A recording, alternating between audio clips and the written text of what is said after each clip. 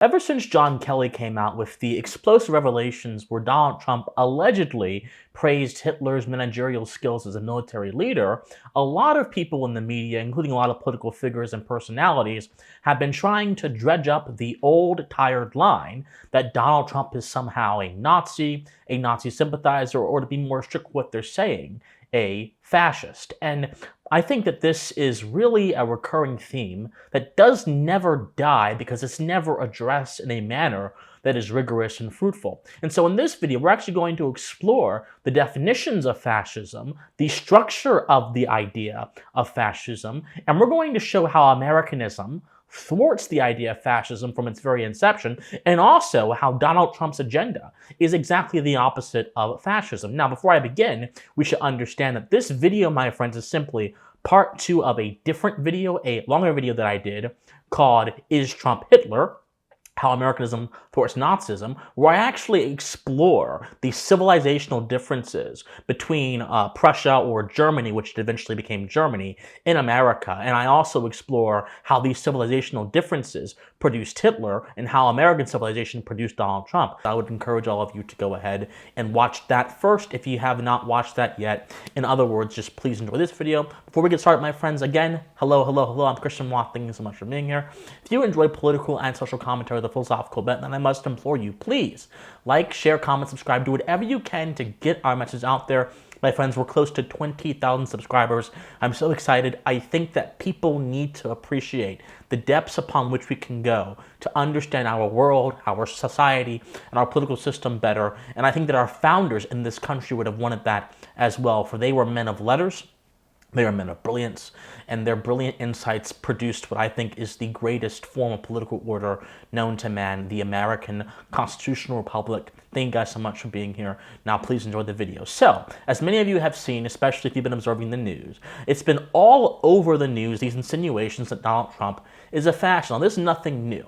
Donald Trump has been compared to fascists by people like Robert Reich and others for years, ever since he came out. Primarily because the argument when he first came out was that he had the rhetoric and the bravado and the tone of a fascist. He had the rhetoric and the bravado and the tone of a strongman. But the problem is, a fascism is an actual concept, and concepts are not defined by appearances or what I would call aesthetics. Concepts are defined by ideas built into them. So that criticism obviously didn't stick. And so now that criticism didn't necessarily stick, there has been more rigorous attempts to try to tie Trump to fascism in the form of a whistleblower report that came out from John Kelly, where Trump allegedly said that he admired Hitler's managerial skills of the military. He thought that Hitler's generals were great, amongst many other things as well. And so this has caused a drumbeat within the media and has caused a bevy of accusations coming from Hillary Clinton, coming from Kamala Harris, Tim Walz, and many other people that are basically saying, more so than they have now, that Trump is either a Nazi or Trump is actually a fascist. Kamala Harris was even asked, is Trump a fascist? And she said, yes, he is. John Kelly was asked that as well. Hillary Clinton was asked that, and she said on national TV that he was a fascist, particularly because those in academia that study fascism believe he is now a fascist. Watch this. Or that recently you said that Trump uses blatantly fascist rhetoric. Do you agree with John Kelly, with Vice President Harris, that Donald Trump does meet the definition of a fascist? You know, Caitlin, I do. And it's not only people like former Chief of Staff Marine General John Kelly who is telling us this and warning us. It's people who have really studied what fascism is and what fascist leadership looks like. People like Professor Timothy Snyder, people like former Professor Paxton, who just recently came out and said that he had studied fascism during the war, particularly the Nazis, Vichy France, and he'd been reluctant to use the term. But he had concluded, as so many people now are, that sadly, here in America, the term fits. Well, the problem with this argument is that it's simply an appeal to authority. It is fallacious. Just because those who study something come up with a conclusion does not mean that conclusion is A, in line with what they've studied, or B, most importantly, in line with the truth. Academia operates on a different set of rules than a normal independent fact seeker would operate on, because those in academia are those that are employed by institutions, are first and foremost concerned with maintaining their credibility and maintaining their status with those institutions. Academic politics has been the overriding poison that has spoiled the reputation of academia, so much so that many people, even those that have historically supported academia, recognize that these days the academy is not about a refinement for the sake of the mind. The academy is about encouraging the people within it to go ahead and do research and to get status so they can continue to get grants, so on and so forth. So I don't buy that just because the academics say it must be true. It's fallacious and it ignores the realities of academia. But what I think is very, very interesting is that there have been attempts to define fascism independent on Trump, and the most quote-unquote rigorous attempt, according to the media, comes from John Kelly himself. So John Kelly was asked if Trump was a fascist, and he said yes, and he provided a very long definition. He said, and I quote, "Well, looking at the definition of a fascism, it is a far-right authoritarian ultranationalist political ideology and movement characterized by a dictatorial leader, centralized autocracy, militarism, forcible suppression of opposition, and belief in a natural social hierarchy." So certainly, in my experience, those are the kinds of things that he thinks would work better in terms of running America. Now, my problem with John Kelly's definition, I have many problems with them. First of all, the term far-right is ill-defined and it's nebulous. Right-wing, the terms right-wing and left-wing emerged after the French Revolution to describe the factions that fall within that revolution. And since that time, obviously, there's been a lot of definitions and a lot of evolutions of definitions. But the point is, right-wing and left-wing generally are broad umbrella terms to the extent that they're intelligible that represent different ideologies. So if you were to say, for example, that fascism is far-right, that doesn't really tell us much, other than that it is under an umbrella under which many other concepts and ideas are also under the same umbrella. Concepts and ideas, by the way, that actually go against each other in some cases. For example, on the far left, you could consider socialist, you could consider a communist, you could consider syndicalist, all on the far left. But socialists, communists, and syndicalists all have very different ideas about how political order should work. Communists believe in a totalizing system where there is no distinction between the state and society, or when there is no class. Socialists do believe in class, but they believe in mediating class through the interventions of the government, whereas syndicalists believe that the workers should run everything. Very different beliefs that have similar harmonies to them, but they're not the same thing. So therefore, calling fascism far right is not helpful whatsoever. Ultranationalist. So essentially, it's saying that this is an ideology that is committed to nationalism. Now, the problem with this is nationalism itself also has many different ideologies that share it. If you were to go back to the progressive era, for example, there were some people on the left in America that were nationalists, that did believe in the concept of a nation state, so on and so forth. And so saying ultra-nationalist is also not very helpful. He goes on to say that it's characterized by a dictatorial leader. Well, many ideologies, both on the left and the right, have a dictatorial leader. A dictator is present on many ideologies. And he goes on to refine this by saying centralized autocracy and militarism and the forcible suppression of opposition. Well, Che Guevara and Stalin and many other people operate under these same terms as well. Are they also fascists? Of course not, because Stalin was not a fascist. In fact, he was actually opposed to fascism, even though he had his own brand of autocracy and authoritarianism. So the point is this: when you try to just piece together these general elements to get to a specific idea, unless you can tell me how these general elements lead to a specific idea, you cannot tell me anything about the specific idea without running the risk of implicating every other ideology that also shares those core components. In order to understand an ideology, you cannot simply look at its positions. You must look at its ethos. What is its core? And none of the things that John Kelly mentioned are the core of fascism. So, also, Not all forms of authoritarianism are made equal. Yes, all forms of authoritarianism are defined by their willingness to allow a ruler to have power, to have arbitrary or extended power over the people, over the nation, but that does not tell you any direction that authoritarianism is going to go in. Some authoritarianism, for example, is more religious in nature. It may involve the installation of a theocracy. Some authoritarianism is purely atheistic in nature. It may simply involve different things. So the point is, you can't simply say authoritarianism and autocracy without tying it to something much more concrete. So this leads us to the point of the video. What exactly is fascism? Well, my friends, I think this is actually a very easy way to understand this, but we're going to have to do some heavy lifting in order to do it. Fascism is a totalizing ideology, meaning that it is an idea that encompasses everything. It gets rid of all distinctions, and it applies itself to every single aspect of life. It is a totalizing ideology that is both totalitarian and pseudo-religious. In other words, it is based on premises that are not necessarily, you wouldn't necessarily consider them particularly purely rational, but they are instead fundamentally religious and spiritual in nature by the admission of the fascists themselves. So, in order to further flesh out this definition, we're going to have to go to the fascists themselves, as opposed to looking at 21st century commentators that have no interest in the truth and simply have an interest in demeaning their political opposition.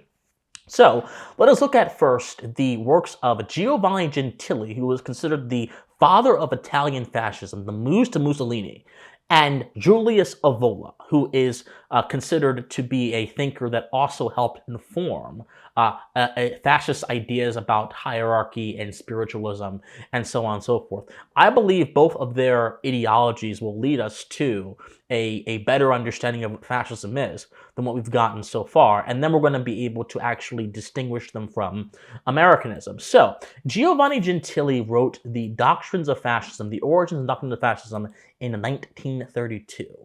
And within that Origins and Doctrines of Fascism, he actually lays out what the system is. He lays out what the fascist idea of life, government, and society is. He says, for example, the fascist conception of life is a religious one, in which man is viewed in his immanent relation to a higher law, endowed with an objective will, transcending the individual, and raising him to a conscious membership of a spiritual society. Those who perceive nothing beyond opportunistic considerations in the religious policy of the fascist regime fail to realize that fascism is not only a system of government, but also and above all, a system of thought. So immediately, John Kelly's definition becomes obsolete because the philosopher of fascism himself, the guy that influenced Mussolini, is saying that it's not simply a posture towards government. In other words, it's not simply autocracy or authoritarianism or militarism. No, it is a worldview. It is a way of thinking, a way of perceiving the world. So we can really just stop right here and ask ourselves the question, what is the worldview of Donald Trump? Is it fascist? Well, no, it's not. And this will become more clear if it's not in a moment. He goes on to say, thus many of the practical expressions of fascism, such as party organization or education, can only be understood when considered in relation to its general attitude towards life, a spiritual attitude. Fascism sees in the world not only those superficial material aspects in which man appears as an individual, standing by himself, self-centered, subject to natural law, which instinctively urges him toward a life of selfish momentary pleasure. It sees not only the individual, but the nation and the country, individuals and generations bound together by moral law, with common traditions and a mission which, suppressing the instinct for life, closed in a brief circle of pleasure, builds up a higher life, founded on duty, a life free from limitations of time and space, in which the individual, self-sacrifice, and the renunciation of self-interest by death itself can achieve that purely spiritual existence in which his value as a man consists. So in other words, fascism believes that human value is rooted in the rejection of who you are, the rejection of your individuality, and instead the endorsement of something that is broader than you, the grand idea which you must sacrifice yourself to. In other words, fascism is a philosophy of self-sacrifice and servility towards this grand abstract idea that you have that has no accountability towards you, but you have accountability towards it by virtue of being born. And Gentili goes on to say that fascism is anti-individualistic. The fascist conception of life stresses the importance of the state and accepts the individual only insofar as his interests coincide with the state, which stands for the conscience and the universal, the will of man as a historical entity. So the state, many of you may think, well, about the state. You may see a government building, or you may think of agencies within the government or the government itself. No. For the fascist, the state is the collective will and conscience of everyone amassed together into one entity that precedes life and directs life as well. This may seem like a very, very, very odd idea, because many of us simply believe the government is an independent institution that serves us. We don't serve it, and it's subject to our consent. That's the American conception of government. But the fascist conception says, no. The government is not just the government. It's something that is a reflection of a grand idea that we are simply, again, a witness to. We are a party to. We have no connection to it on our own. We're just born into it. In other words, the state is this thing that we are hopelessly enslaved to, that we have to just go along with in life because it is how things are. And this is literally a religious idea. And fascism goes against classical liberalism, which America is built upon.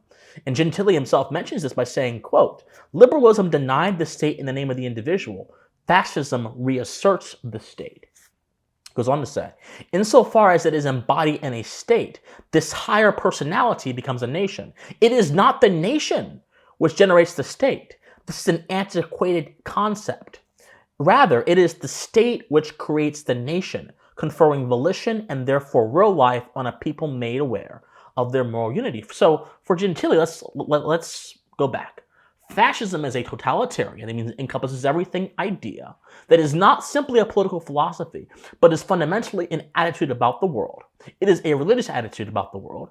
It is anti-individualistic. It is anti-liberal in the sense that it opposes classical liberalism.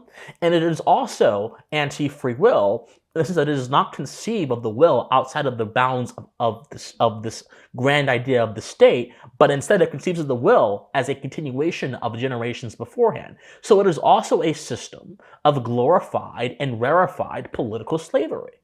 This is fascism, what I just read to you. Now, many of you may be thinking to yourself, how in the world does this have anything to do with Donald Trump? And this is why I advocate reading philosophy.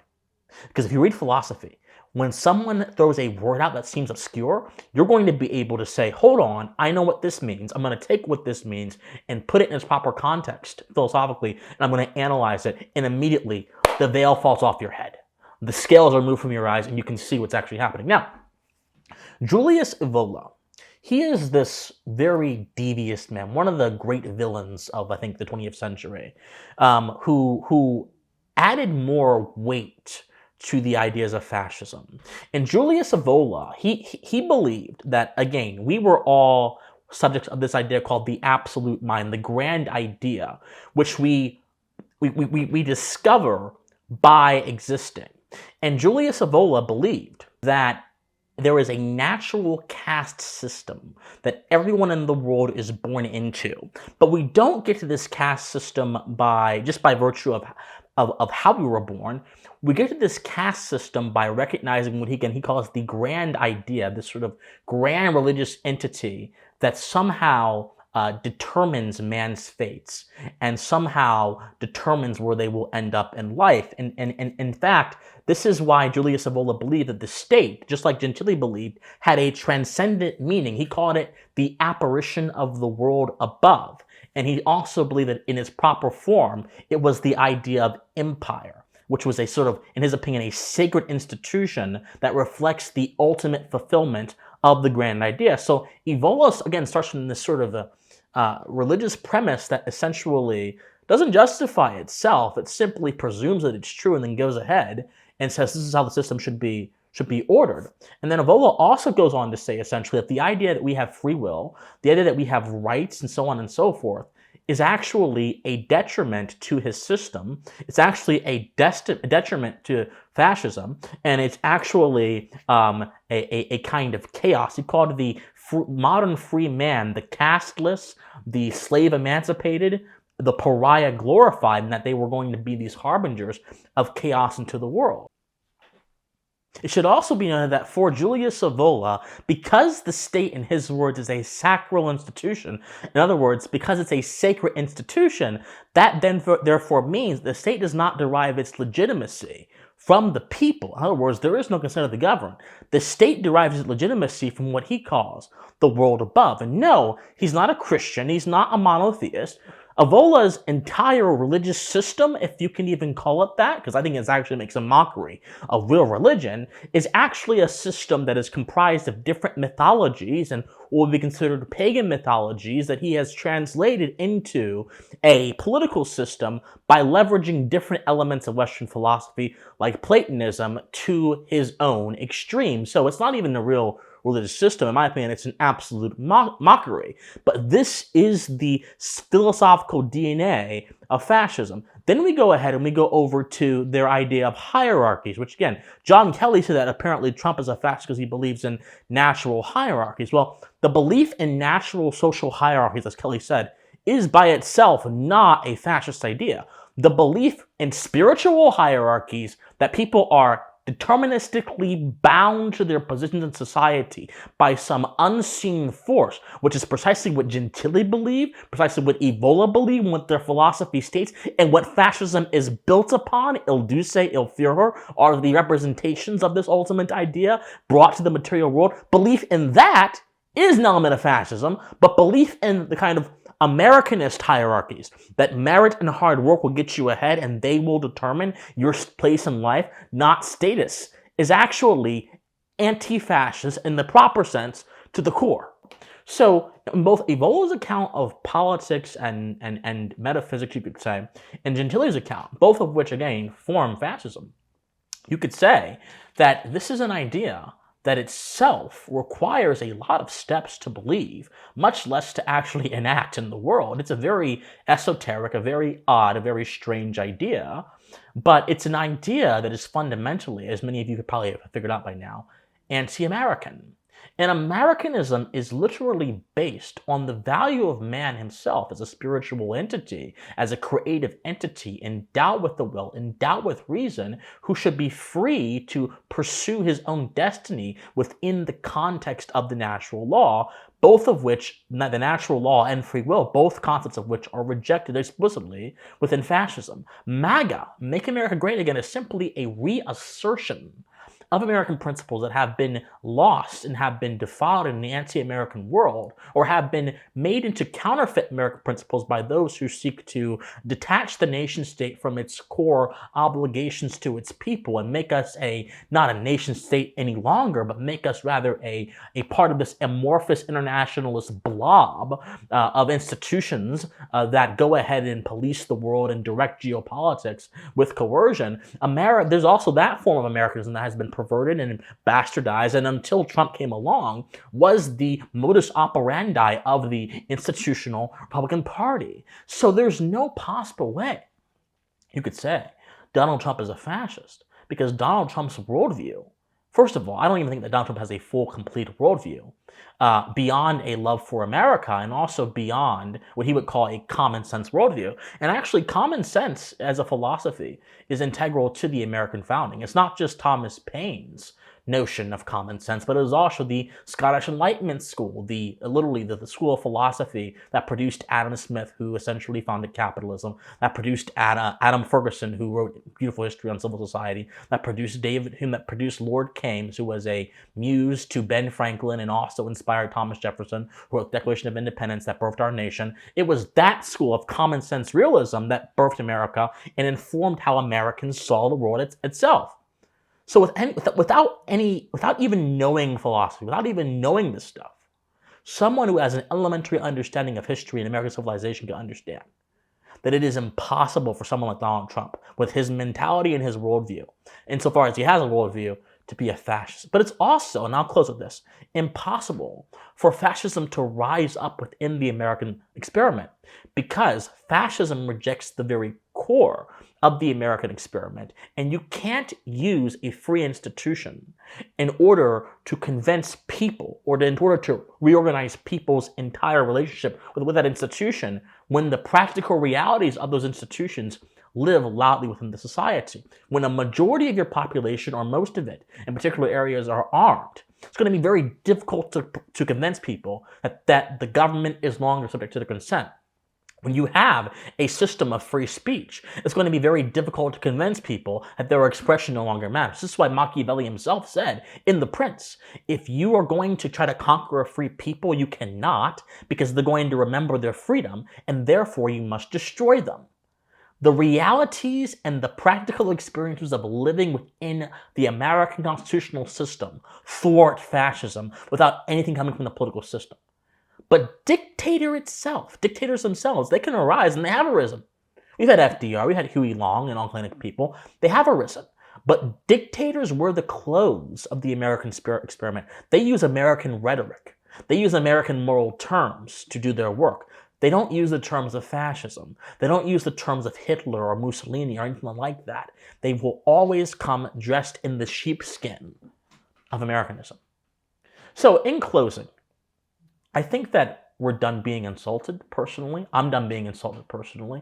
I think that all of you guys, all of you people that listen to me and may have found me or whatever, all of you are smart enough to know the difference between positions and ethos, which these people fail to distinguish. And all of you are also smart enough to understand that the pillars of American civilization, which are fragile but are also virtuous, literally disprove the very notion of fascism. We are free individuals granted rights by nature or nature's God, however you prefer it, who have the ability to decide matters for our own hands. We are not people that are just amorphous units within some kind of blob that we can't be distinguished with. We are concrete individuals within the context of a broader system of higher principles called natural law that guides us, and our reason, being one of the most important moral qualities we have, sustains us. That is Americanism. That is Jeffersonianism. That is Ben Franklin, John Adams. That is what we contributed to this world. And someone like Trump, who not only continues to reassert those ideas, but also as president, reinforce those ideas of localism, subsidiarity, and freedom by reducing regulations and by holding institutions accountable, is the exact opposite of a true fascist. So in my opinion, my friends, all of us would do best by studying more philosophy, learning more history of ideas, and rejecting the charlatans that are trying to sell you a vision that relies on your mind not to work and relies on you simply to be ignorant. You're not ignorant.